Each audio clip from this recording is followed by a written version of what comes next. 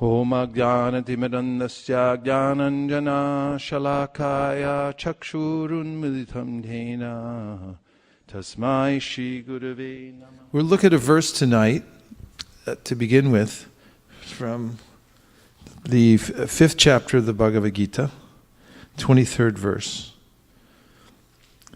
And the first word in this verse is Shaknoti. So everyone please say Shaknoti. So this word means is able. The ability to do something. And the verse talks about an ability to do something that is more like the ability to not do something. And that is to not give in to urges. So we'll go through one word at a time and the word for word, which is displayed below what's on the screen. And the next two words are Iha Eva. Please say. In the present body.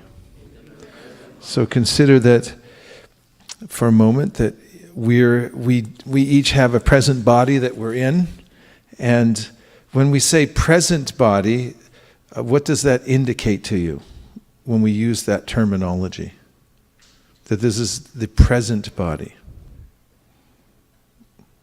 What more can you infer from that?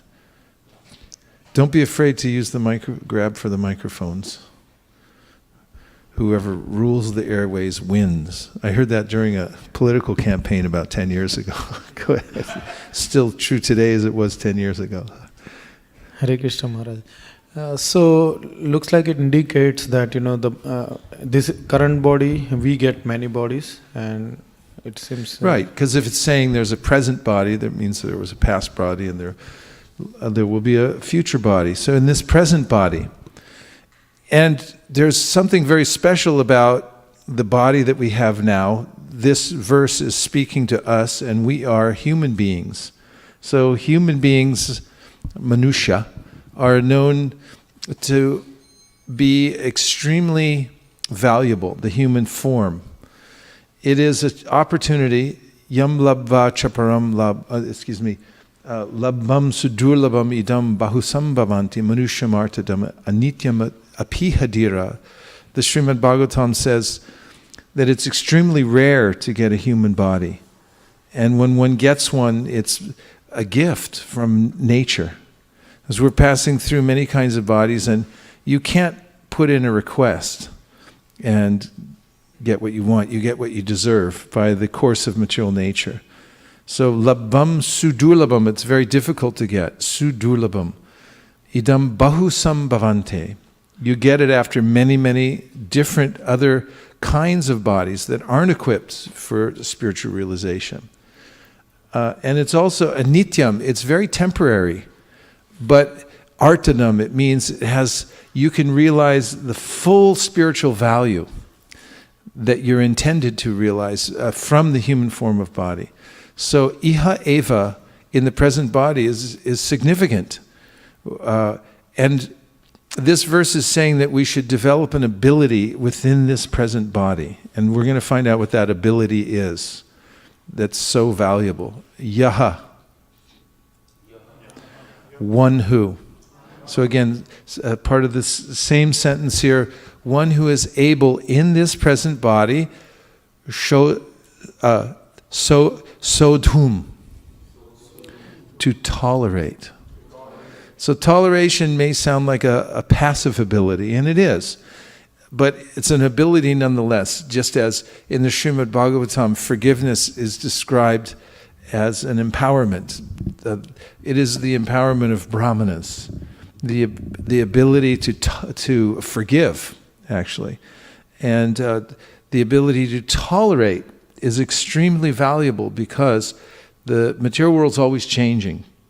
And we're living within a changing environment, although we are not changing. And the ability to not react to that, to overreact to the changing environment, is one of the most valuable of abilities to acquire while one is in this present body. Iha Eva. Prak. Everyone say prak. Before. Sharira, the body. Vimokshanat. So this phrase means before you give up the body, while you're in this body and before you're forced to give it up, there's an ability that you should develop that is highly valuable.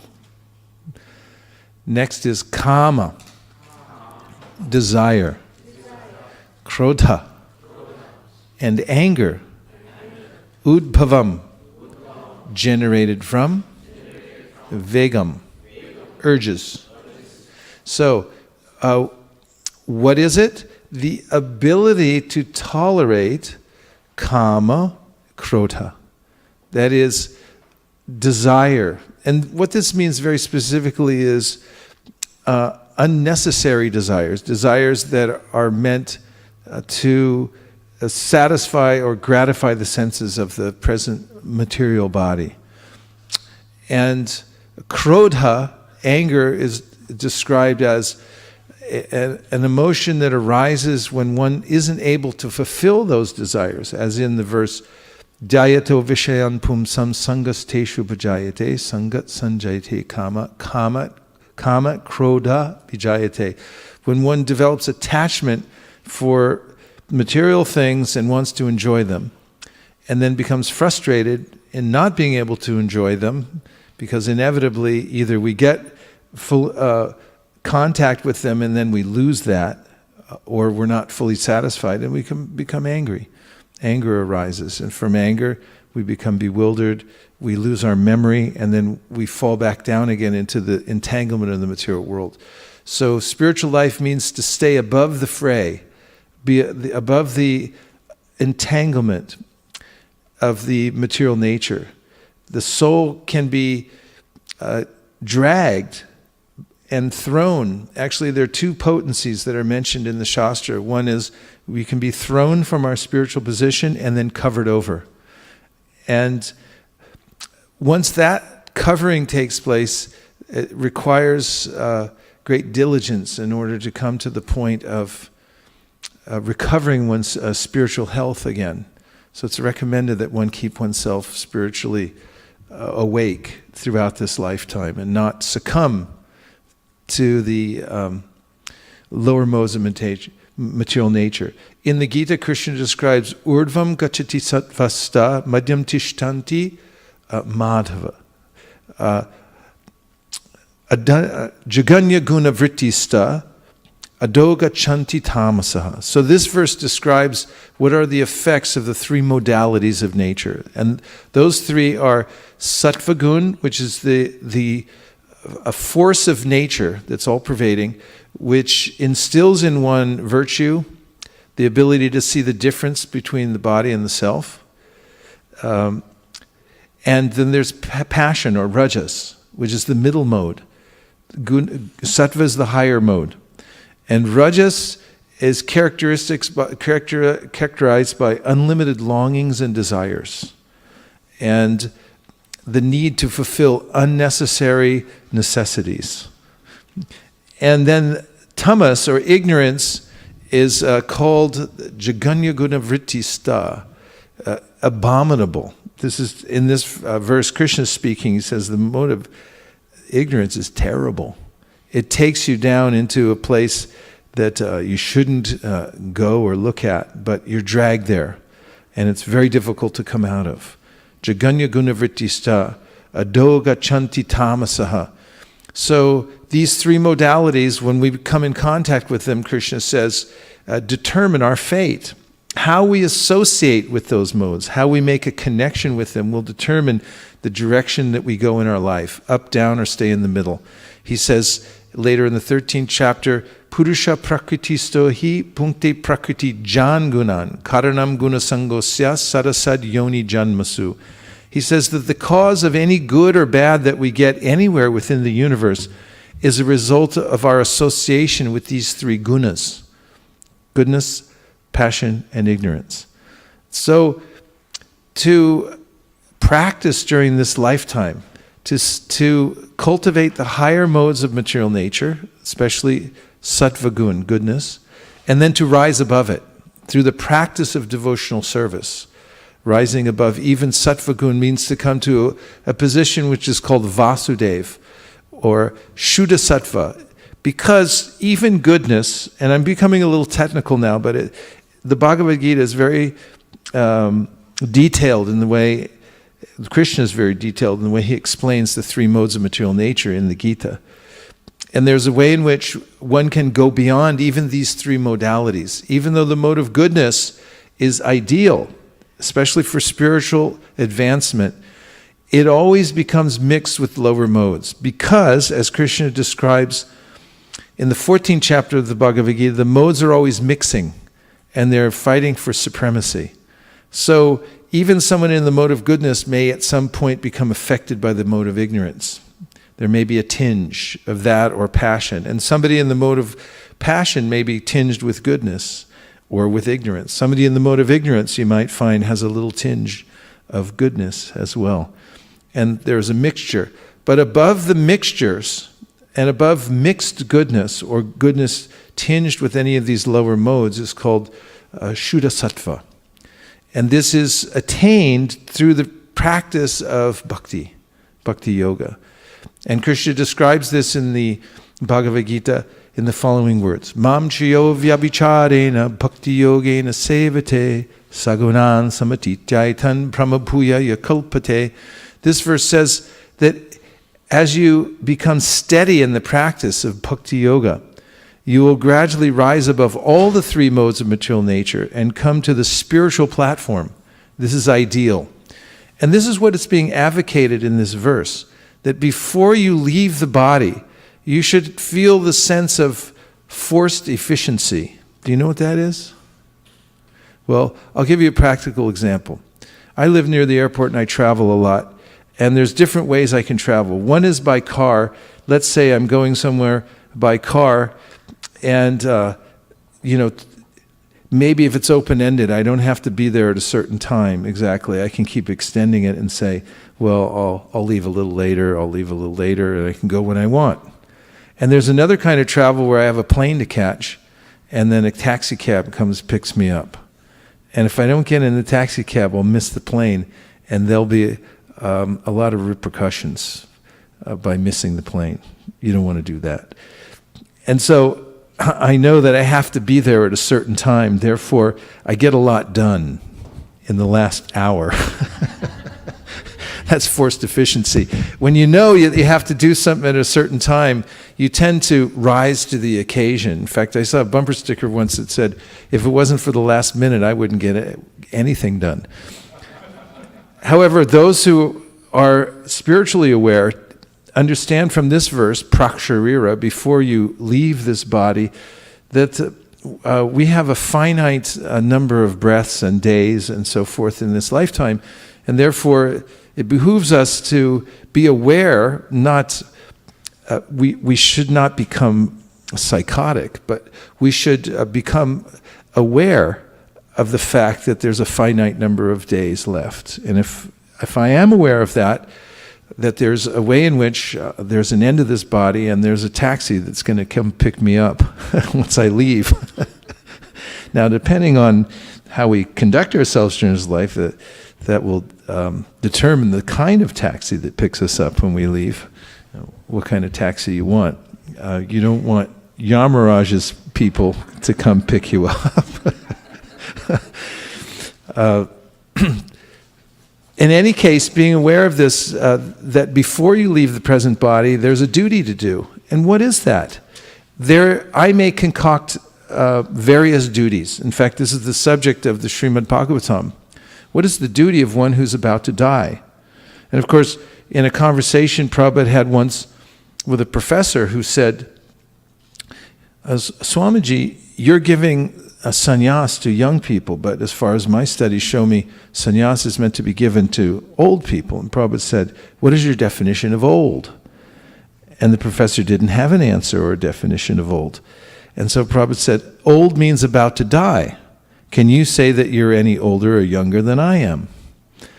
So there's this sense that at any time I may leave, and therefore before I leave this present body, I should be able to tolerate kama and krodha, lust and desire and anger, that are generated from the urges. And if I do that, then I become a sukinara. Everyone say. Sukinara. Yes, I just came from Japan, actually. And that sounds Japanese. Sukinara. So now let's look at the translation and purport. The translation says, before giving up this present body, if one is able to tolerate the urges of the material senses and check the force of desire and anger, he is well situated and is happy in this world. Very interesting, because there may be subtle propaganda in the world, especially in the Western world, that there's a way in which by becoming more materially situated, or better situated materially, one may become happy. But here Krishna is saying the way to actually become a happy human is an internal process through which one develops a discipline of mind and body, and is able to tolerate various urges that visit us from time to time. And by doing that, one will actually feel happy even in this lifetime. So this is something that one could try for and make as a goal in one's life. And as Srimad Bhagavatam brings up, there are many duties to do and there are many things to hear about in life. Shotra yadini rajendra nrinam santi sahasrasha. Shukadev Goswami told, or Parikshit Maharaj speaks about how there are many topics to hear in this world, but specifically one should concentrate on those that are meant for the human beings to prepare themselves to leave this world properly. So now the purport. If one wants to make steady progress on the path of self-realization, you must try to control the forces of the material senses. They are the forces of talk, forces of anger, forces of mind, forces of the stomach, forces of the genitals, and forces of the tongue. One who is able to control the forces of all these different senses and the mind is called Goswami or Swami. Such Goswamis live strictly controlled lives and forego altogether the forces of the senses. Material desires, when unsatiated, generate anger, and thus the mind, eyes, and chest become agitated. Therefore, one must practice to control them before one gives up this material body. One who can do this is understood to be self-realized and is thus happy in the state of self-realization. It is the duty of the transcendentalist to try strenuously to control desire and anger. So there are enticements in this world, and there is a misconception also that's propagated quite widely about how one can become happy. This statement by Krishna, however, is the authoritative statement about how one becomes a happy human, and it seems rather simple, doesn't it? I'm not saying easy, I'm saying simple. It's a simple principle that if you can learn to tolerate urges, especially of desire and anger, then in this lifetime you'll become happy. Now, as a contrast, when I was walking through the San Francisco airport, I took a picture of the Ghirardelli chocolate sign. And it says, Ghirardelli chocolate. Moments of timeless pleasure. There's a picture right here. Moments of timeless pleasure. And, I mean, that's a lofty offer for a chocolate bar. What is timeless pleasure anyway? It sounds very esoteric. And oftentimes we'll find this kind of propaganda wherever we go. People will advertise the kinds of, the ways in which one might get some material thing or some situation as being the solution to one's problem, which is that I'm suffering and I want to be happy. And timeless pleasure seems just within reach when you look at this sign. If I get a chocolate bar, I'll be okay. And another sign I copied here, it was from Coca-Cola. And it says, open happiness. And happiness is actually coming out of the bottle. That's really what they say, open happiness. And of course, that seems ludicrous as well if you really think about it. But who thinks about it? Oftentimes I simply take in the environment and I see various ways in which happiness is offered through this and that medium. There are various scripts that are written by people who write movies. And in those scripts that are coming from the minds of people who are untrained in the science of Bhagavad Gita, they may present a scenario where boy meets girl, girl meets boy. I mean, this is the common theme. They're suffering, then they get together, and then heroically they conquer the world, and they live happily ever after. I mean, there are various combinations and permutations. When I studied Shakespeare and other plays, my professor always pointed out it's always the same thing recycled in different ways.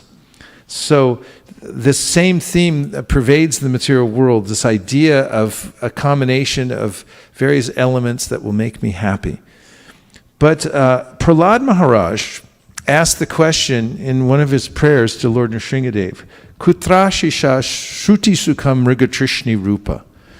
And this is a question, where is it? Where is this happiness that's being advertised all over the world? He says, Shruti Sukham, you hear about it, but you never actually get it.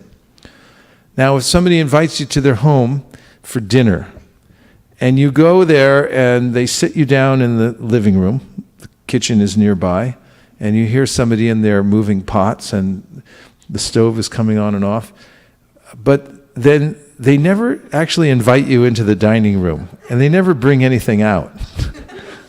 Maybe a drink of water or something like that on a little tray, but it never comes. You hear the sounds, and maybe the smells are even there, but it gets later and later, and it's like, I think I got to go now. Okay, bye.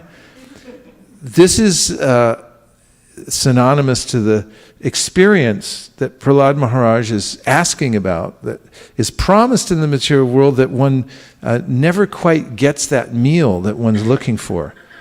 It's promised. You hear the sounds of it. And therefore he says, Shruti Sukham. The happiness we attain in the world is happiness that you just hear about, but you never actually experience it. It's not sustained. There are poems, one of them written by Jayadev Goswami, in which he talks about the happiness in the material world as being too minuscule to actually satisfy us. He said, if you're a person who's wandering in the desert and thirsty, if someone brings you one drop of water and says, here's your water, you can't deny that it's water, but you also won't be satisfied. You actually need to have gallons of water. You need a river to guzzle water to overcome your dehydration and to feel satisfied again. One drop from an eyedropper will not do it. So the happiness that's promised in the material world, the happiness that I hear about, it never actually comes. And when it does come, it's so tiny that it agitates the senses for more, and I never actually come to a place where I feel satisfied. So this emphasis on finding happiness through eating and through collecting many material things we'll find in both the Yoga Sutras and also in Srila Rupa Goswami's book called The Nectar of Instruction. The Upadeshamrita mentions a principle called atyahara. And if you break it down into two words, it's ati-ahara. So ati means extreme, and ahara means eating. So atyahara means extreme eating. This could be a new television show. In fact, I know that there are Olympics of eating hot dogs on Coney Island There's a champion from Japan who's undefeated for many years, eating more hot dogs than anybody else, faster than anybody else, extreme eating. To one degree or another, there's ways in which this represents our endeavor to try to find ways to embellish the basic instincts of life in order for us to become happy. For instance, eating. Hare Krishna. For instance, eating. One may think that by becoming, eating more or becoming more elaborate in the way that one arranges the food and so forth, that I'll become happy. And it's atihara also means extreme collecting. It means collecting more than you need. So there's a counter principle to this, which is mentioned in the process of yoga. In the Yoga Sutra, there's various stages of advancement in yoga, and one of them is called pratyahara. So you hear the word ahara there also, right? So that is two words put together by Sandhi rules, pratyahara, which means anti-eating and anti-collecting. So there's atyahara, extreme eating, and pratyahara, anti-eating, which means not placing one's primary faith in the happiness in life in just eating. In other words, you don't live to eat, you eat to live. And this is the principle given in the Srimad Bhagavatam, that you should take what you need to satisfy the senses just enough so that you can be very healthy and your mind can be very bright all the time, so that you can contemplate higher subjects and not be disturbed by the constant barrage of unnecessary desires that come into the mental system. The verse is, Kamasya nendriya pritir labo jivete yavata jivasya tattva jignasya narto yasceha karmabhi, which says that Kamasya nendriya pritir, one should never organize one's life around the principle of being happy through just gratifying the senses, because you won't get it. You won't become happy by that. Kamasya nendriya pritir labo jivete yavata, whatever gain you get in the material world, it shouldn't be used for sense gratification. Jivasya tattva jignasa means that you should stay very healthy. Don't eat too much, don't eat too little. Don't recreate too little and don't recreate too much. Don't sleep too much, don't sleep too little. Stay very healthy in body and mind. But why? So that you can use your human intellect to inquire about God. Because it requires full concentration. That's one of the reasons that yogis don't intoxicate themselves. Because when you're intoxicated, then it impedes your ability to think very subtly about the philosophy of Krishna consciousness and self-realization, and about the Supreme Personality of Godhead. Even if you're an accountant, it blurs your ability to add up numbers properly if you're intoxicated. That's why you should never hire an accountant who's addicted to drugs. And if you find out that your accountant is an alcoholic or is taking all kinds of drugs, then get a new one. People who intoxicate become bewildered and cannot think critically. So jivasya tattva jignasya, you should be a very critical thinker and use your fine human intellect to try to understand very subtle principles that deal with the absolute truth. So this is the principle of pratyahara.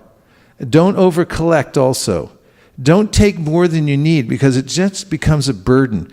And actually, when you keep just what you need and you winnow out the things that you don't, then you develop a great deal of focus in your life. And this is shown also in very practical ways, that if you're working on a project, you put away everything else. And just keep that one project on your desk or in your view, so that you can think about it. It also helps, because we have so many other things to do, to concentrate on one thing at a time. Multitasking is not efficient. If you think about the thing that you're doing right now and put your best into it, then move on to the next thing. And don't try to collect too many things and do them at once. In fact, even collecting too much information, even spiritual information, is illegal. Because sometimes people study all kinds of scriptures, but their motivation is to have more information than everybody else, so that they can either impress or defeat other people, and thus, again, become number one. This is called becoming a bookworm, and one becomes bewildered by this. This is over-collecting. So one should keep what one needs in order to keep oneself focused on the goal of life, which is to inquire with precision about the Supreme Personality of Godhead, Krishna, our relationship with Him, and how to make advancement. So these principles are very helpful in following the instruction that Krishna has given in the verse that we're concentrating on today, that starts with Shaknoti Haivaya Shodhum. So, before I move on to the next several points, I will take a few reflections. And how's the temperature in here? Yeah? I noticed you're all bundled up. Is it cold? It's a little cold. I mean, look at Molly, she's freezing. I mean, you don't have to make it hot, but just by increments move up. This is another aspect of the material world. You can never quite get comfortable, because I notice this. If I go to somebody's house and I sit down, I have my sweatshirt on, and I start to feel a little warm, I take my sweatshirt off, and immediately the host will run over and turn the heat down. And then I'll get cold, and I'll put it back on, and they'll run over and turn it on again. It happens in cars, it happens in apartments, everywhere you go. You can't quite get comfortable. It's very difficult. We're not meant to be fully comfortable here. But let's take a few reflections. A reflection really is anything that you heard, that especially if it's useful to you. Because really what we're trying to take out of the Bhagavad Gita is practical information that we can apply.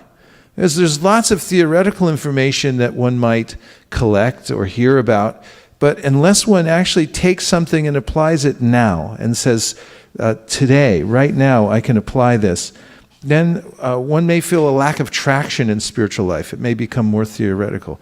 But Shamalangi's got something here, and she's right in the front row, so let's hear what she's got.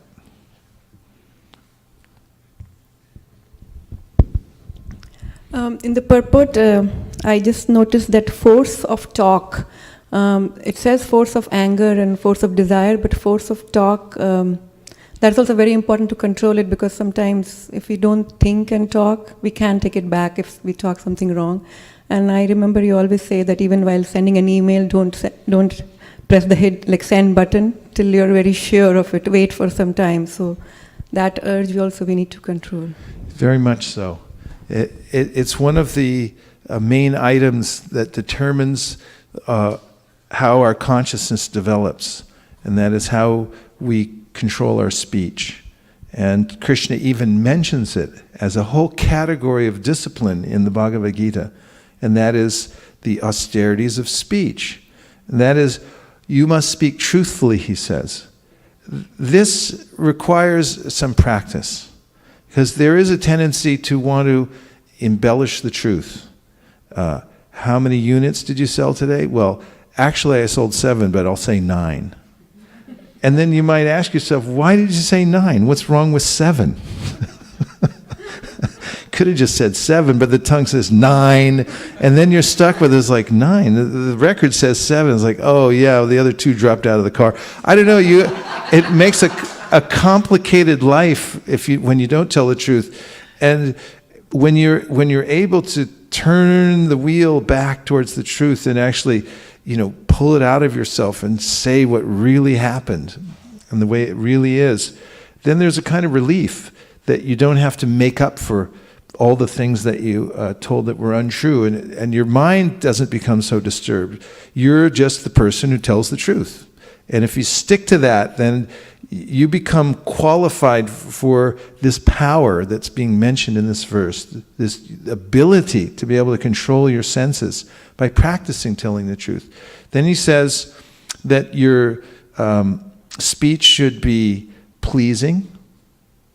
It should also be non-agitating. It should be, one should regularly recite the scriptures. There's one other. Beneficial. Yeah, and this principle comes up in the Bhagavatam, that you don't necessarily, just because you heard about some disaster somewhere, doesn't mean you have to bring it up to everybody. There's a tendency, one might see in the news or along the side of the road or hear something about some disaster. And then you meet somebody, did you hear about it? And what happened? It was a disaster. Somebody died, somebody wrecked. And there's a tendency to do that. Bhagavatam says you don't have to do that. Just stick to those things that are more beneficial and pleasing, unless it relates to the immediate welfare of the person you're talking. Like there's a flash flood on the way. You can tell them, let's go. But these are urges that come up through the speech that one can very deliberately work on. And it's amazing how much progress one can make spiritually by controlling the speech and following the austerities of speech. One will see immediate results by practicing this. Just as much as when one fasts during the day, you just don't eat. There's a communication that goes on between the body and the mind, especially the stomach, and just communicates sends a message up. It's like time for lunch, and then the brain says it's not because we're not eating today, and the stomach says, what? And then there's a metaphysical conversation that takes place. So why? Because it's Ekadashi, and because we don't eat on Ekadashi, and so forth. And similarly, when one tells the truth, there's a similar internal dialogue that will take place. It's like, why are you telling the truth? Why can't we embellish this? At least a little bit. Make it sound a little better. Then one comes back to understanding that there's an ordered way in which the universe works. That if you just tell the truth and stick to Krishna's plan, that everything comes out fine. And if you veer off that path, then things become complicated. And life is much better when you tell the truth. So these practices are very practical, and you can do them right here in Silicon Valley. You can do them in New Delhi. You could practice it in... where? Come on, give a shout out for your hometown. Where? Mumbai. You could do this in Mumbai. It's doable in Mumbai. A Bollywood movie coming out, Telling the Truth in Mumbai.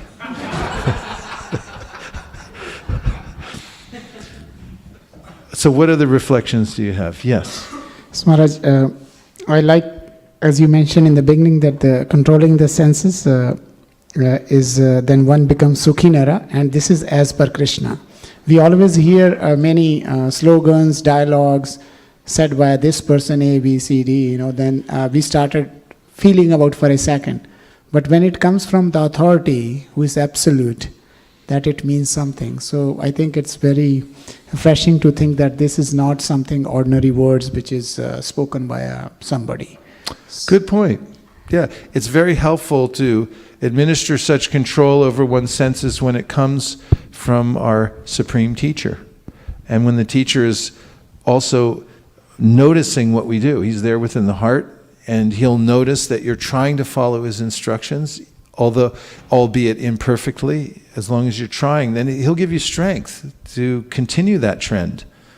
And it's a very reciprocal kind of relationship. When you notice what the instruction is, you appreciate that it's coming from the Supreme Being, and then when you try to enact it to the best of your ability, he will, from within the heart, as he says in the Gita, will encourage you and will give you intelligence how to do it more, and he'll even give you facility. And that's where a relationship is actually built between us and the Supreme Personality of Godhead, and is trying to carefully follow his instructions. It starts at that level. What else? Hare Krishna Maharaj. I really like the point you mentioned that Prahlad Maharaj was saying that, happiness is in the material world is good in hearing, but one never achieves it. Yeah, let's look at that verse. Kutra shisha shruti sukham, number 7-9 what? Go to 7-9, and Mukaravinda will tell us within 3 seconds or less. 7-9, 24? 25. 7-9, 25. Okay, 7-9, 25. We're going to get a chance to look at this directly, right from the Srimad Bhagavatam for ourselves. I'll say, please repeat. Kutra shisha shuti sukha mrigatushni rupa. Quedam kalevaram ashesha rujam viroha. Nirvidyate natu jano yadapiti vidvan. Kamanalam madhula vaishamayan durapai. The translation is, in the material world, every living entity desires some future happiness, which is exactly like a mirage in the desert. Where is water in the desert? Or, in other words, where is happiness in this material world? As far as this body, what is its value? It is merely a source of various diseases. The so-called philosophers, scientists, and politicians know this very well, but nonetheless they aspire for temporary happiness. Happiness is very difficult to obtain, but because they are unable to control their senses, they run after the so-called happiness of the material world and never come to the right conclusion. Purport. There is a song in the Bengali language which states, I constructed this home for happiness, but unfortunately there was a fire, and everything has now been burnt to ashes. This illustrates the nature of material happiness. Everyone knows it, but nonetheless, one plans to hear or think something very pleasing. Unfortunately, all of one's plans are annihilated in due course of time. There were many politicians who planned empires, supremacy, and control of the world, but in due time all their plans and empires, and even the politicians themselves, were vanquished. Everyone should take lessons from Prahlad Maharaj about how we are engaged in so-called temporary happiness through bodily exercises for sense enjoyment. All of us repeatedly make plans, which are all repeatedly frustrated. Therefore, one should stop such plan making. As one cannot stop a blazing fire by constantly pouring ghee upon it, one cannot satisfy oneself by increasing plans for sense enjoyment. The blazing fire is Bhava Mahadavagni, the forest fire of material existence. This forest fire occurs automatically without endeavor. We want to be happy in the material world, but this will never be possible. We shall simply increase the blazing fire of desires. Our desires cannot be satisfied by illusory thoughts and plans. Rather, we have to follow the instructions of Lord Krishna. Sarvadharman parityaja mamekam sharanam braja. Then we shall be happy. Otherwise, in the name of happiness, we shall continue to suffer miserable conditions. Let's look at the verse again. Kutra. We'll look at the word for word. Kutra means where. Ashishaha means benedictions. Shuti Sukha, simply pleasing to hear of. Mrigatrishni Rupa, exactly like Mirage and Desert. So we hear about all these great benedictions we're going to get, right? But he says it's a mirage. You see the water in the desert, it looks like a lake. It's not there. It represents something, it's a reflection of the real thing, which is somewhere else. So one should not become faked out by the temporary, illusory idea of happiness in the material world. Rather, one should dedicate oneself to higher happiness. Lord Rishabhadev is good medicine for this. If you read the 5th chapter of the, is it 5th? 5th chapter, Lord Rishabhadeva's instructions to his sons. He had 100 sons and he instructed them well. They actually knew everything, but he did it for public understanding. But he gave many very powerful instructions, one of which one can take to heart. Nayam deho deha bhajam loke kashtan kama marhate vidbhujamye. Tapo divyam putraka yena sattvam shudyet yasmad brahma saukyam tvanantam. And he advocates that one should use one's human life to perform divine austerity. That is, put oneself out. You should try strenuously to make spiritual advancement. And to that end, there are recommended ways in which you should use your energies in this life by concentrating them on acts of devotional service. And by doing that, this is called tapo divyam. It's austerity that you're performing for the sake of advancing spiritually. And he said, from that, you will get saukyam tvanantam, which means unlimited happiness. That means happiness that continues on forever. Otherwise, he said, if you stick to the other kind of status quo happiness from the material world, you get the same level of happiness as the pigs and the dogs. And it can't be that valuable if they get it, because it's just available everywhere. It's very base and common. It's not important, and it's not valuable at all. So don't take that as a consolation. Take the higher road, which can be developed. And one can develop a taste for this tapo divyam, because the reward is so great. What other feedback? Yes. From the internet. Fantastic. Extra points for those who call in from or text in from the internet. This is Srivas Pandit from Cincinnati. There's a Srivas Pandit, a parallel universe, perhaps?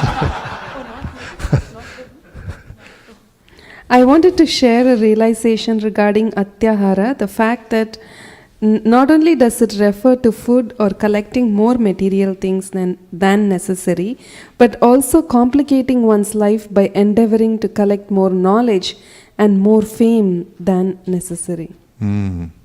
Such a nice point, that one may collect more knowledge than one needs to, because there's only so much knowledge one can digest. It doesn't mean that one should restrict one's hearing. However, to collect knowledge with the impetus, just a verification, our Srivas Pandit Prabhu just walked in now, so he's not in Cincinnati. Our obeisances to the Srivas Pandit in Cincinnati and our local Pandit as well. Yes, collecting more knowledge than necessary.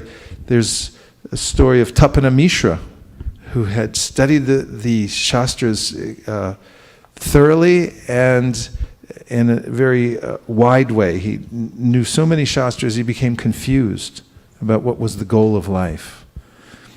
And because of that, he was in a confused state. He had a dream about meeting Lord Chaitanya Mahaprabhu, and the next day he went out and he met Chaitanya Mahaprabhu and took shelter of him and asked him, what should I do? And Mahaprabhu accepted his surrender and told him he should concentrate on chanting Hare Krishna. And then he also told him he should go to Hardwar. And that was very interesting, because he had just taken shelter, and now he sent him to a place where there are many Mayavadis present. Pardon me? Varanasi. He sent him to Varanasi. And later on he met with Sri Chaitanya Mahaprabhu. But much is made in that section of the Chaitanya Charitamrita about the confusion of Tapana Mishra. Tapana Mishra, you can think of his initials of his name, Tapana Mishra Brahmana. Too many books, TMB. He read too many books. But there it's mentioned one should not become a bookworm.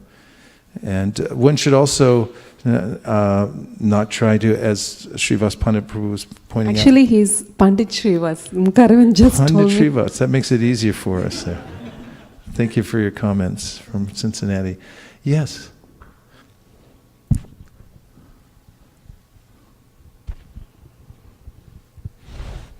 Thank you, Maharaj. Really like the point about multitasking, which you mentioned. So somehow in Kali Yuga, everything works topsy-turvy. here multitasking is generally considered, people consider it generally a symbol of efficiency, that I can do many things, and unfortunately, but that creeps in the spiritual life and even in our preaching and relationships. It's like we are doing 3 things at the same time, talking to a person, thinking about another, and texting to third. And it was, for me, it was very much, it flashed when I saw that in my students. And then I realized that, hey, I also do the same thing. And somehow trying to fit in many blocks within the same amount of time, but actually you don't go any further mileage with any of the block. So this is very profound you mentioned, and thank you for reminding us that how at one point of time only main thing, and that main thing in that particular time. Yeah, it's anxiety inducing to think about something else while you're doing the present thing. And there's also a principle, we talked about this yesterday at a class at Salesforce, where we have one asset that's distinctly ours, and that is our attention. We have free will, but that free will allows us the ability to place our attention wherever we decide to place it. And this actually becomes the direction that we move in life. The saying, where attention goes, energy flows, is very true, and you'll notice that. And you'll also notice that in relationships, as you are speaking with someone or interacting with someone, if you divert your attention even for a fraction of a second, people will notice. It's almost like a break in the internet signal, that they notice that you withdrew your attention. What's wrong? You're not interested in talking to me? You don't like me anymore? It's that subtle. And so giving one's full attention to Krishna when one's practicing devotional service and to the task at hand is a very important way of staying on track and not becoming overwhelmed with doing too many things at one time or breaking the relationship. What other points? Yes. So I like the point that the more we endeavor for happiness, the more suffering that we get. What Prahlad Maharaj was speaking. So we see it everywhere. Like, for example, if somebody wants to get married to a beautiful person, fights the whole world, thinking that he will get some sense gratification immediately after marriage, it's like a disaster. Mm-hmm. So the song that Prabhupada was saying, that Shukher lagia e ghar badhinu onole puriya galo. Just yeah. So we see it, huh? Means like the. Oh, you were saying the Sanskrit verse. You were pronounce it. Yeah. It's like I have made this home. Oh, that's for the happiness. Bengali for that saying. Okay. Yes. So the more we endeavor for happiness, the more we endeavor for our sense gratification, the more suffering we get. So Yes. Prahlad Maharaj does make that point in his teachings to his classmates, that the moment that one tries for sense gratification, that's the moment you begin to suffer mentally. And when you try for service, then even if you're not able to enact it physically at that point, you start to experience happiness. There's ways in which one may not be in a position to perform the service, but the thought is there that I want to do this, I'm going to do it. Even start doing it mentally, you'll feel satisfied. So these are important principles to note, and if one notes them carefully, one's life can follow that track. There's nothing to lose and everything to gain by taking up Krishna's instructions and giving full attention to him and to his service and to the service to the devotees. Whereas there's everything to lose by taking the risk of going off on one's own with one's own plan and trying to find happiness elsewhere. It ends up as a pile of ashes somewhere. And there's nobody to blame except for those who didn't study the science carefully enough. Yes? Just before this verse of Sukhinara, Lord Krishna, he mentions the definition of this kind of, not definition, the characteristic of such happiness, that it has a beginning and an end. So that's, I always remember that if, so material happiness means the boundaries are there, it's not everlasting. Yeah, Prabhupada gives this example, that verse, Yehi samsparshaja bhoga dukkha yonaya evate adyantavanta konteya nate shuramate buna. So interestingly in this verse, it says the womb of misery is this contact of the material senses and their objects. And it has, a wise person doesn't delight in it because he knows it'll end. So Prabhupada said, someone invites you to their beautiful home. You could make an image in your mind of the most beautiful home you can imagine. Do you have it in your mind? And there they promise you many sensual delights if you just come to the house. Plus they'll award you, what's a significant amount of money right now in cash? 20 million. That's the minimum, right? Okay, so they'll give you all kinds of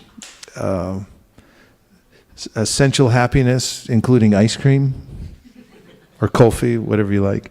And there's, unlimited, whatever you can think of. And then at the end, they'll also give you $20 million in cash. And then after that's all done, just before you leave, 3 very big men will come out from the back room with shoes, and they'll beat you.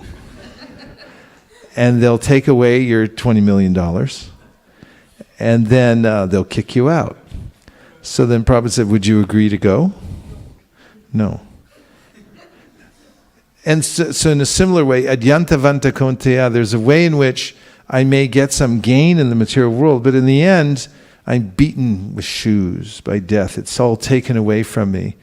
And not only that, those 3 big men will throw you in a car and then drive you down the freeway, open the door, and throw you out. And you'll end up in an unknown place. So in a similar way, we endeavor for many things in this world. We collect them together. We try to enjoy them. And then death comes, beats us with shoes. And what happens?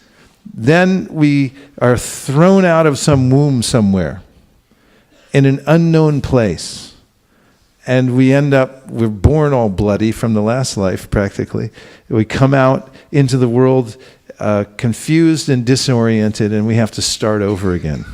Therefore, Kapiladev goes into great detail about the child within the womb who becomes aware of his existential crisis, and that is that he is caught in this loop where he keeps getting bewildered by the material modes of nature, and he prays to the Lord that please let me stay in the womb because at least I realize what my position is. As soon as I come out, I'm going to forget. So when one has an opportunity to remember the goal of life, one should take it very seriously. That's an important moment in one's life. When that traction takes place, when one thinks, I'm actually going to do this. I'm not going to hear about it and then go back to business as usual, but I'm actually going to take steps to make this happen. There is always the possibility that one could decide to surrender to Krishna wholeheartedly and not hold anything back. That's the prerogative of the soul. Just as much as it's our prerogative to place our attention wherever we wish, we can also wholeheartedly surrender to Krishna at any time that we wish or that we desire. And he will reciprocate. Ye yata mam prapadyante tamstataiva bhajamyaham mama vart manavartante manusha partasarvasha. Krishna says, however you surrender to me, I'll reciprocate. I'll reward you accordingly. What other things did you hear? Yes. Vaisesika.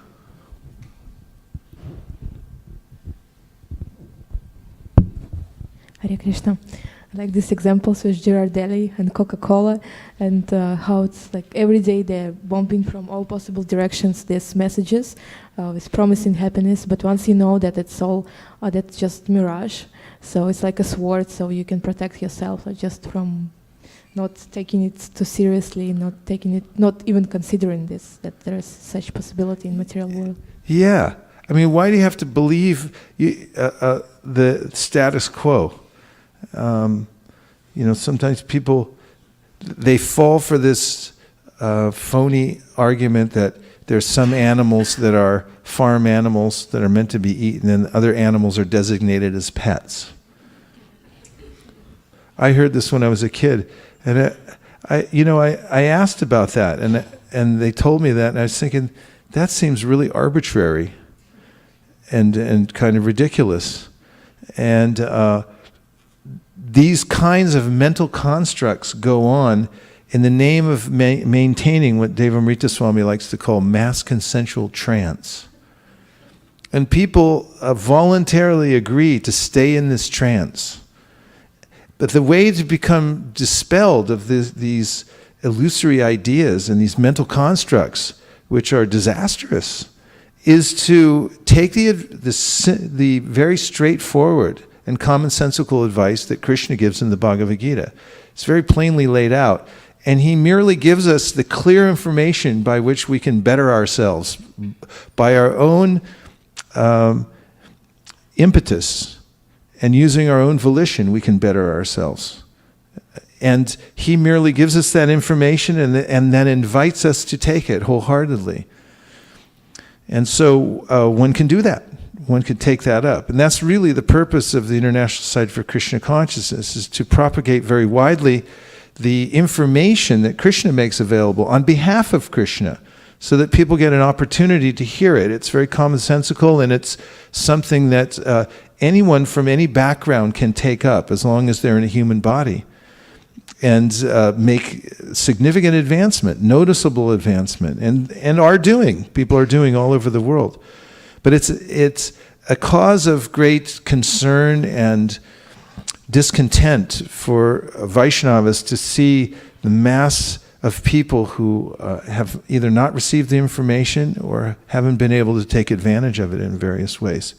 This is one of the responsibilities that devotees take up, and that is to build systems and ways in which the mass of people can come in contact with the teachings of Bhagavad Gita and then have facility to practice it.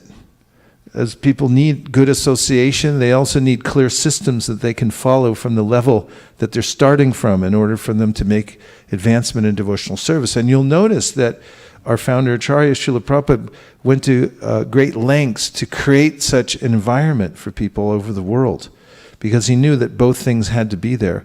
And it's our duty to fine-tune those systems so that the people that we're interacting with can then make step-by-step advancement in the science of the Bhagavad Gita. And that takes a lot of work, doesn't it? I mean, anyway, one more. Yes, from the internet. Extra points for internet comments. Prizes, bonuses. Much related to what you just mentioned, but this is from Karuna Shakti Mataji. Karunya Shakti. Yeah, Karunya Shakti, yes. Hare Krishna, I like the comment about how intoxicants make one bewildered, and hence they cannot inquire about the intrinsic subject matters. It made me think about how many people drink coffee in the morning thinking it makes them sharper. Yeah. Well, another point about taking intoxication is that it's much more difficult to develop in spiritual integrity, because one is never quite sure if it's the stimulant that is allowing one to exceed one's former abilities. In other words, you seem better than you were, and then you think, oh yeah, I did a good job, and then you think, oh, maybe it was the stimulant, I'm not actually that good. Like athletes, sometimes they cheat and they take performance-enhancing drugs. And then, of course, when it's found out, their reputation is finished because well, you didn't actually do it, the drug did it. So there's also a doubt that people have in their minds when they don't simply depend on their God-given abilities and the hormones that are already naturally there when one doesn't overstimulate the body to perform devotional service. And then when one notices, when one's completely careful in following these principles, that one's excelling. One can be very connected with Krishna, that, oh, he's empowering me to do certain things and speak in certain ways. It wasn't the drug that was speaking. So it's another reason that one should be freed from intoxicants. What else? Okay. Mukharvind. Maharaj, I think one comment I remember from your Google program when that lady made that how she's just collecting everything, and when at the end everything is going to lose. So that practical realizations, when she told it, it opened, and I like very much that how she can feel that whatever she is gathering now is at death, everything is going to go away. What did he say? So what I understood is that in Google program, one lady, she probably confessed. I mean, you must have mentioned about gathering things. They finally go away, and she understood. You mean collecting material things too that many you things lose and later? You lose, and she understood that, and is that what she? Yeah, she probably understood that she was collecting too many things, and they are all going to go away. All right, now you say the Bengali about your house burning down.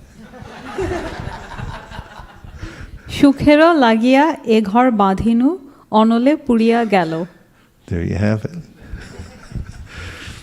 I'll get that from you later. I don't know if Prabhupada ever uses the Bengali, but it's a common saying in Bengal, isn't it? It's not saying, I think it's a song. It's a song. Yeah. Oh, we should find that song. What a beautiful song. It should be on the radio. But this beautiful house, and it burned down to ashes. Of course, there's such songs, and people sing the blues and country songs. My lover left me, and my hound dog doesn't like me too. Okay, was there another one? Because I have a few more things. There was something else? Okay. So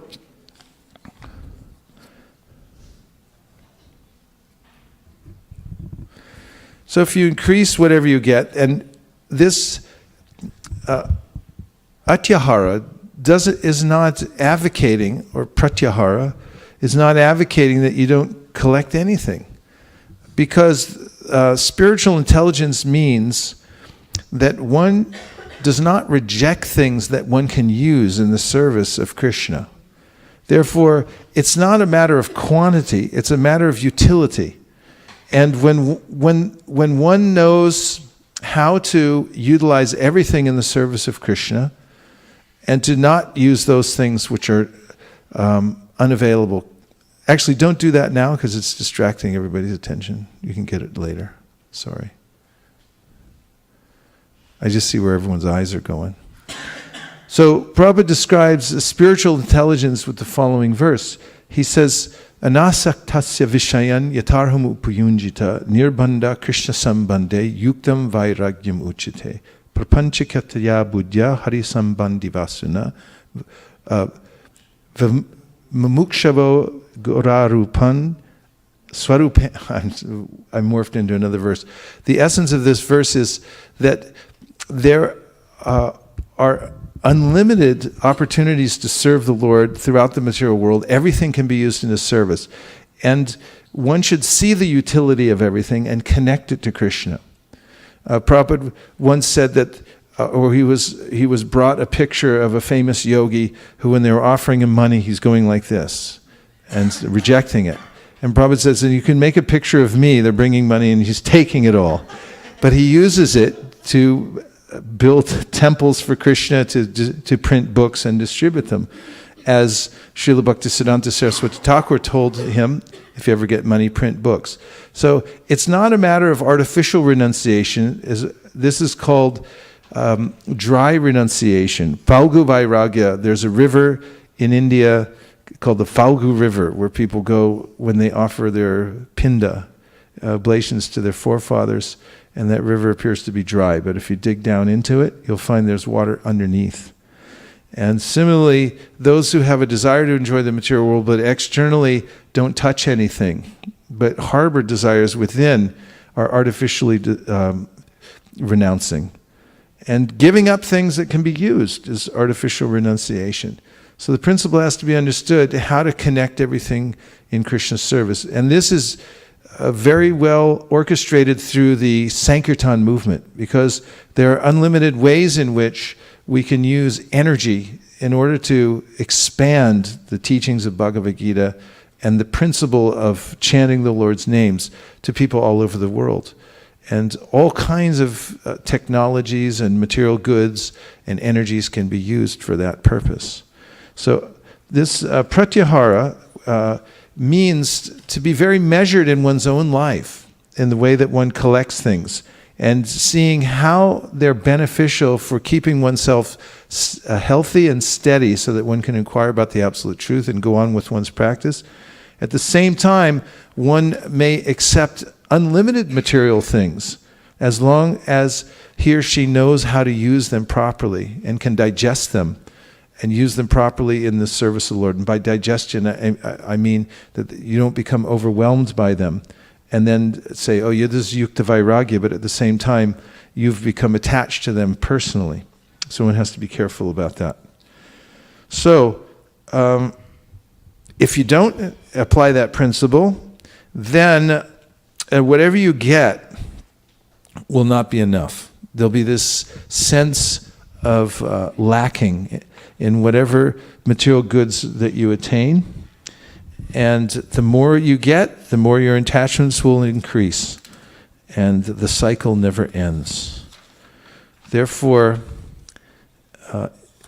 when people make material advancement at every level of success, they simply stay the same, because they have an incrementally and equally increasing amount of desire for more. So if I get $1 million, I'll think that's not very much, because there's plenty of other people in my neighborhood who have $10 million. And when you get $10 million, you'll think that's not enough either, because there's lots of people that have $100 million. And once you get $100 million, you'll think that's not enough, because there's lots of people that have $1 billion. And billionaires, you'll notice, they go on working very hard. There's not, to maintain it. And as Prabhupada mentioned in that purport, material happiness is very hard to attain. And of course, we're making the case that you never quite attain it. And even if you were to get some material situation that appears to be materially beneficial, it's hard to develop, and it's also hard to maintain. Again, it doesn't mean that you don't do your due diligence to integrate with the world in such a way that you can live a healthy, responsible, and even materially developed way, as long as it is specifically so that you can stay healthy and balanced for advancing in spiritual life. In other words, for instance, say that you're making money. It doesn't mean that you throw it all away, but it means that you're a good steward of the money that you get, so that as grihastas, you can contribute in big ways to help spread Krishna consciousness around the world. When Vasudeva Datta was engaged in his services, he was so much absorbed and was giving away all his money. Chaitanya Mahaprabhu sent Shivananda Sain, who was extremely aware of all kinds of circumstances in the world and how to balance them. He was the head of the yatras. He would help to get everyone houses along the way and so forth. He knew how to pay boatmen and things like that. And so Chaitanya Mahaprabhu sent Shivananda Sain to Vasudeva Datta, telling Shivananda, please go help Vasudeva Datta to organize his finances. He's giving everything away, and he needs to maintain his family and so forth in a proper way. So this is a matter of understanding how to balance one's life properly. So this principle of happiness can be summarized in a word of santosh. And santosh means? Yes. So we did this exercise in Govardhan. It was a class given by His Holiness Dandadhara Maharaj. And he asked us to pick a word, a correlating word that would describe satisfaction. A very practical application of satisfaction. What word would you use?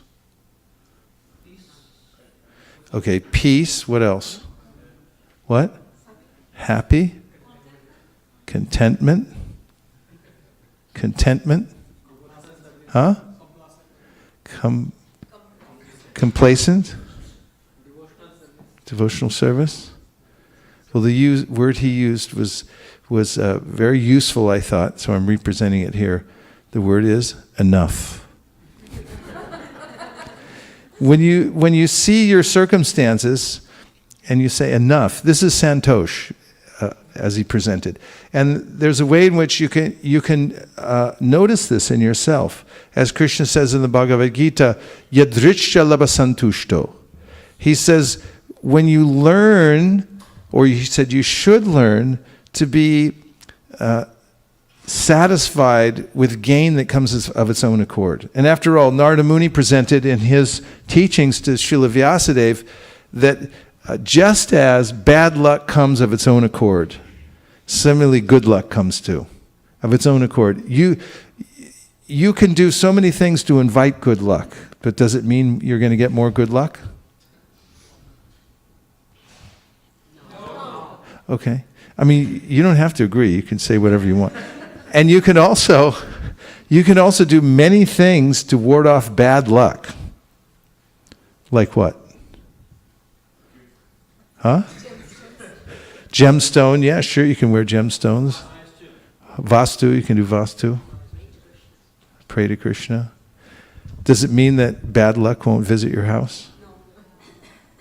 No. Only one person. Nobody even wants to comment on that one. It's like if I say no, what's going to happen next? I mean, it's such a tenuous situation in the material world. It's like, I'll just stay out of that one. But there's a way in which these things come to us unsought. Narada Muni says, look at the balance sheet. Your happiness and your distress come to you unsought. So Krishna advises in the Bhagavad Gita, yadrichya labasantushto. Yadrichya means things come naturally to you.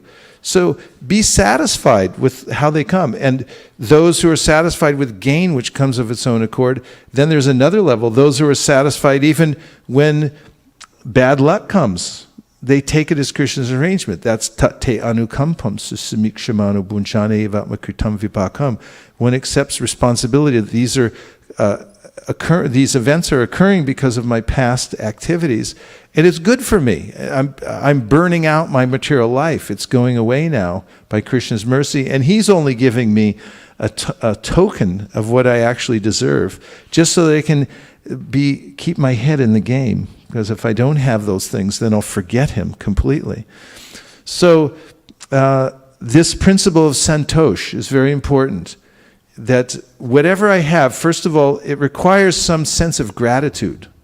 Because there's a way in which when one gets more and more material facility and forgets where it's coming from and that it's being provided by the Supreme, one may take it for granted. One may even develop a sense of entitlement that I deserve a certain level of enjoyment in this material world.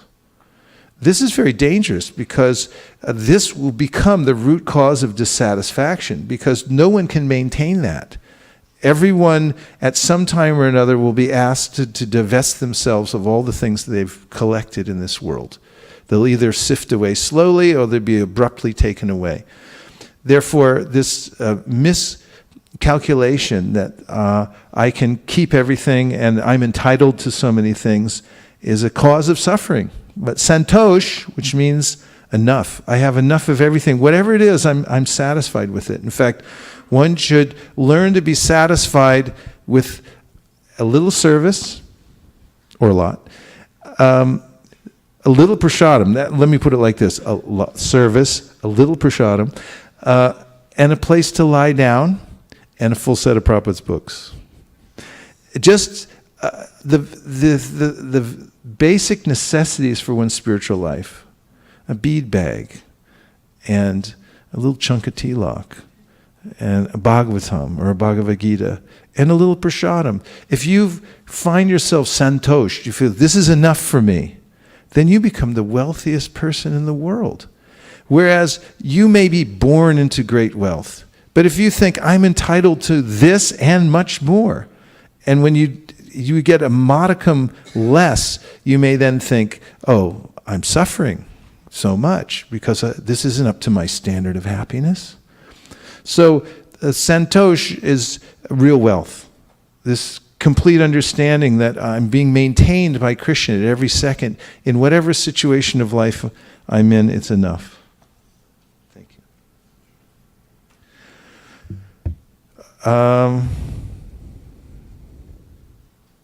I'll just take a few more reflections before I move on to the last stage. About santosh, yes.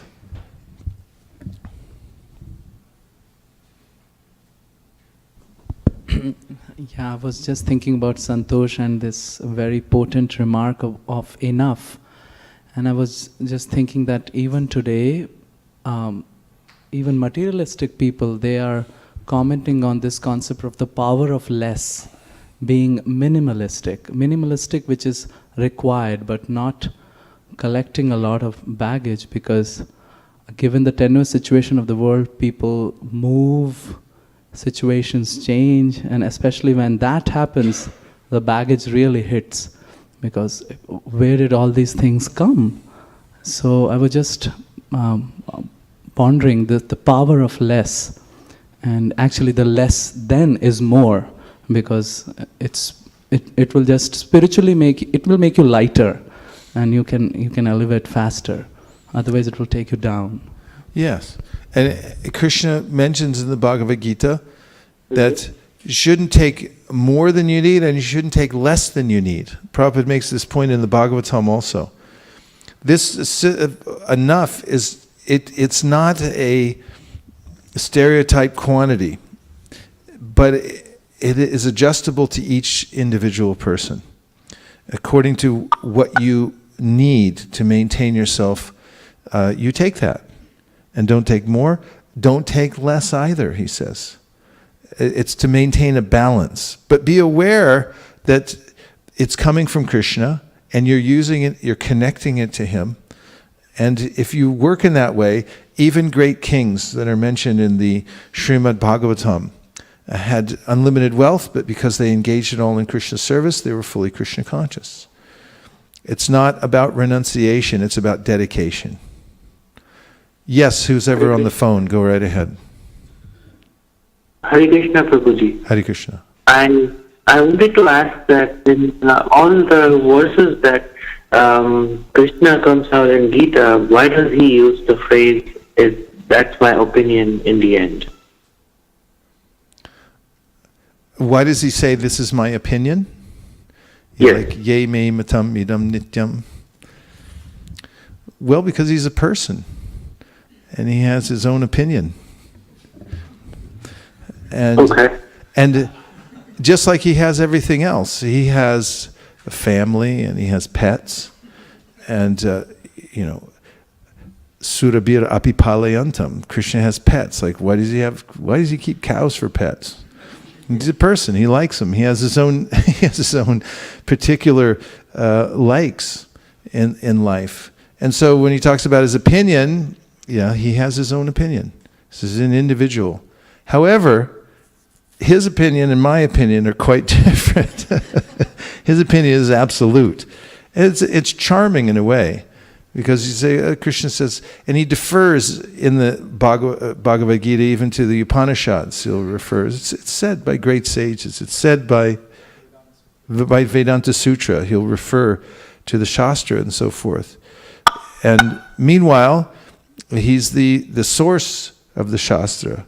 Knowing the Shastra means knowing him. So it's a very charming aspect of his personal but absolute nature. Thank you very much for your question. Yes? I have a question. Like you just told that we should not have stuffs more than we need. and less than we need. But it's very difficult to know like what is my capacity, or actually how much should I have. Because in this material world, it seems like there is no end to having. But how do we know where is my balance? It's what you need for your service.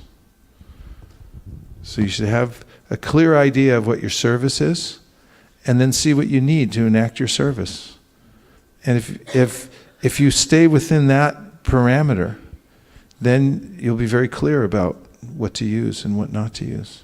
Or at least you'll be clearer, or ish.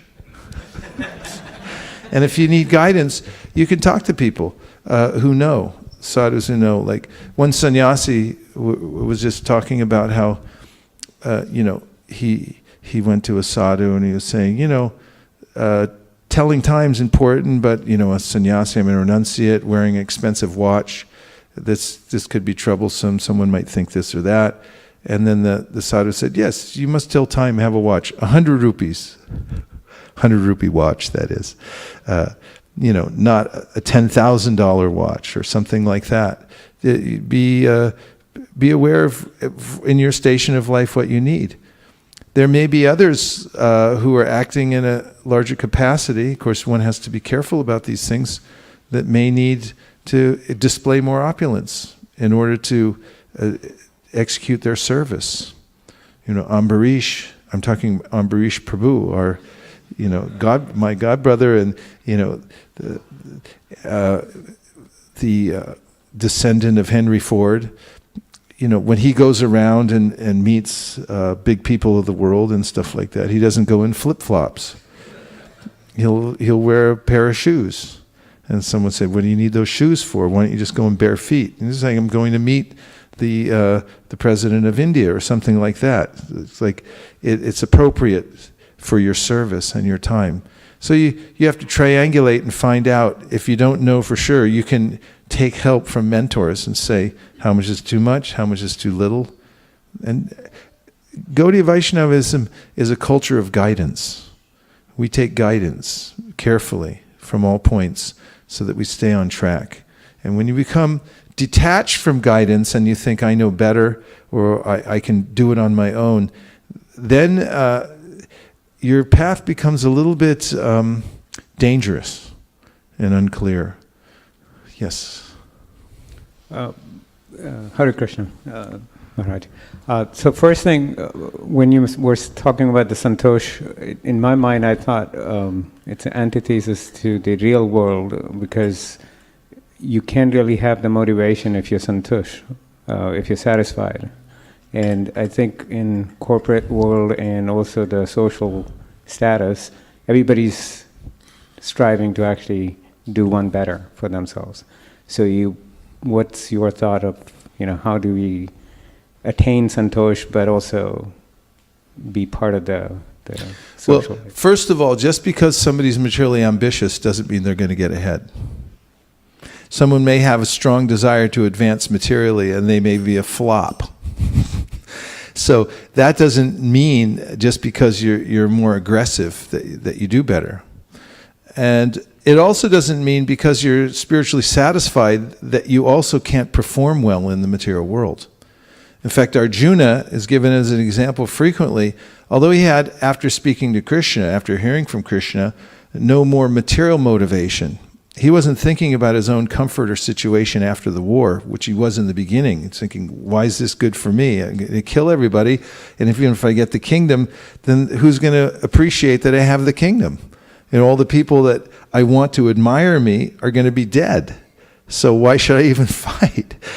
But when he understood the principle of Bhagavad Gita, which was that you're doing it out of dedication, you're not doing it for enjoyment, and you're not to renounce it either. You're meant to do your activities as a dedication to the Supreme, even if you're a warrior. And Arjuna became even more adroit in his service of fighting when he was doing it for Krishna. The impetus was coming from a deeper level. And he wasn't subject to discouragement also in the fight, which is a symptom of those who work on a higher level. Even in the mode of goodness, determination is based on duty.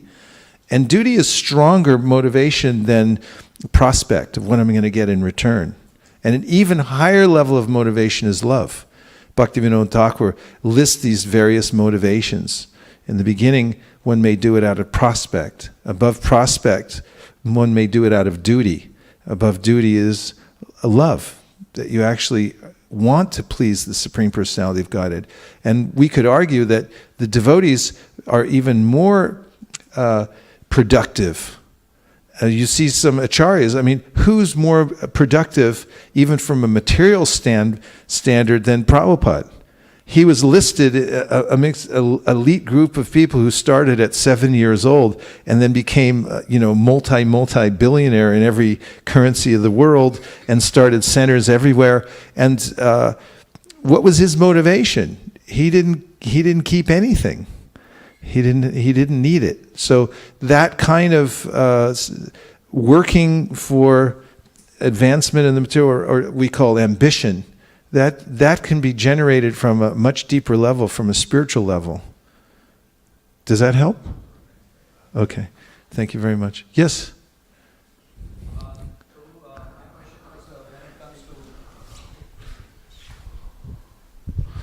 When we talk about material progress and working in with the motive of serving Krishna, whenever you're in the office, but what about the industry you're working in? It's like, let's say someone is working in a gaming industry, which is like a spiritual blocker to anyone. People are wasting hours and hours, and when you look at these things, you're contributing to that.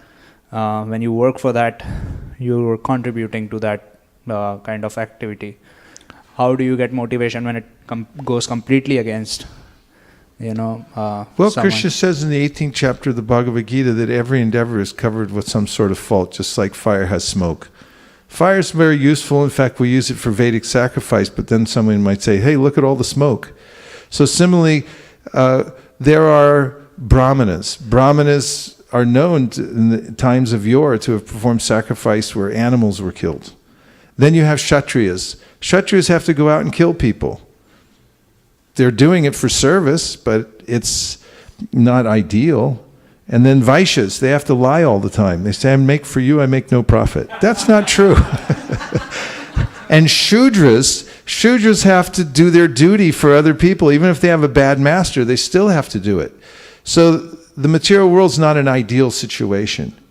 And as far as livelihood goes, one should invent some livelihood so that one can maintain one's body and mind and soul in this material world and go on doing one's service. If you find yourself in an extremely adverse situation, it's not so difficult to change to another situation where you don't feel that you're having nightmares every night because of the association you have. That's something that can be worked out. And usually devotees who find themselves in extremely adverse work situations where they're doing something that's antithetical to the principles of devotional service find out a different way to make a livelihood. But if not, then one's advised, stane stita shrutigatam tanuvan manobir. If you can't make a sudden move, then administer the medicine as you're taking it, and Krishna will help you make an arrangement.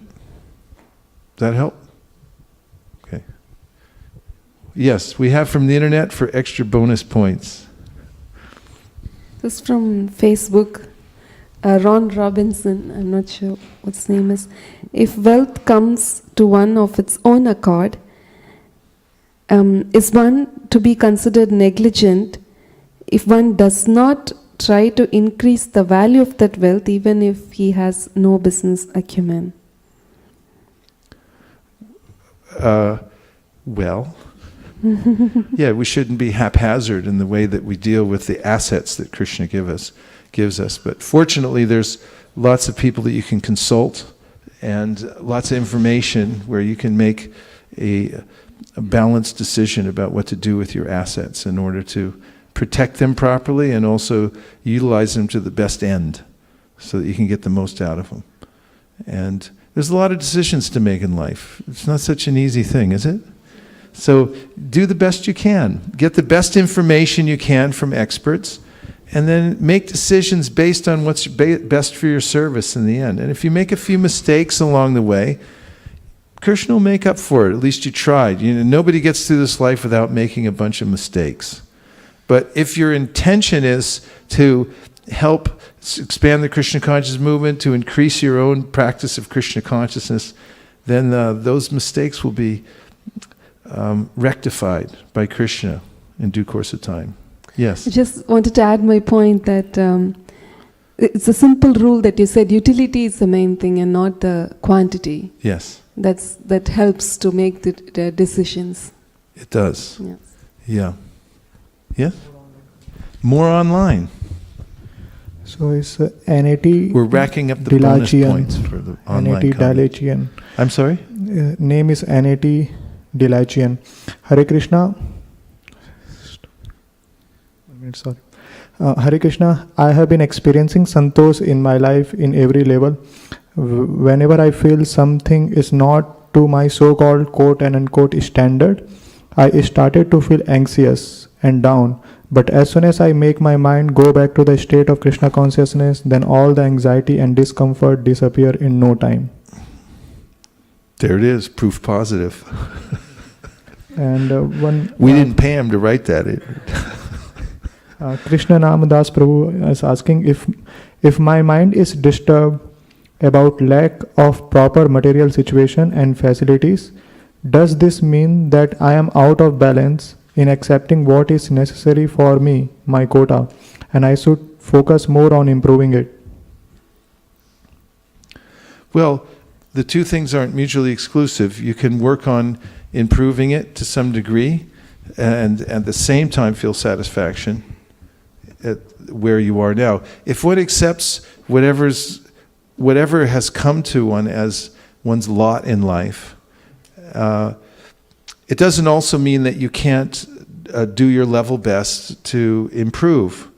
Prahlad Maharaj mentions that a boat can't save a drowning man, parents can't save the children, and medicine can't save a sick person. Balasyaneha sharanam pitarao nashingha.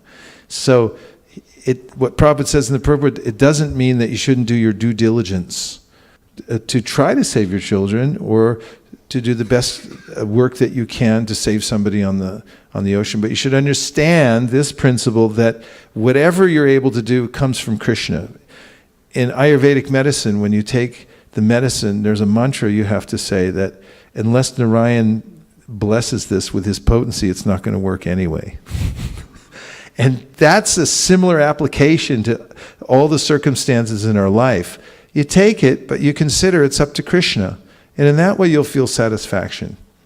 So it's one should find, if you're in a situation where you have so little material facility that you're not able to do your service, then you may have to make some adjustment. For instance, if you don't have transportation to get to where you're going, you may have to work a little bit to make it happen. Kadambakavananda Swami tells about how he was a married person and he decided, and he and his wife made a mutual decision that he would take sannyas. And then he said he had to work really hard for a couple of years in order to make that happen.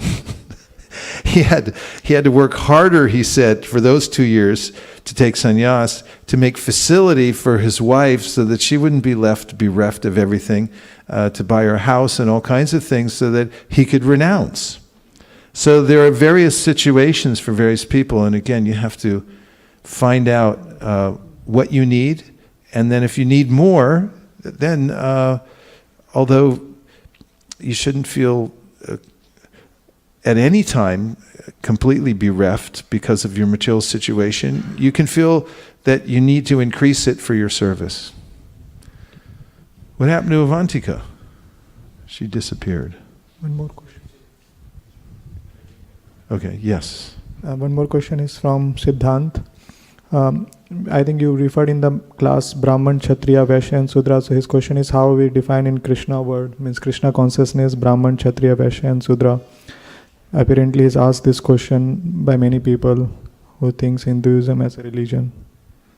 What's a Brahman, Kshatriya, Vaishya and Shudra? In Krishna's word, means in Krishna consciousness, how it means, and does it from bodily consciousness or... It has to do with one's quality.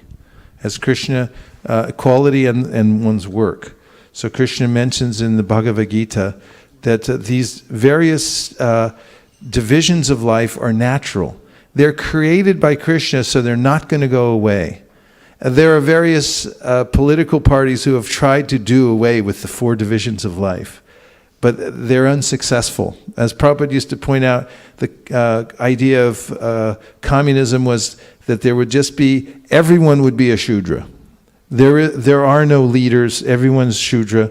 But then you've got the people who are administering this advice and the ones who are acting as Shudras.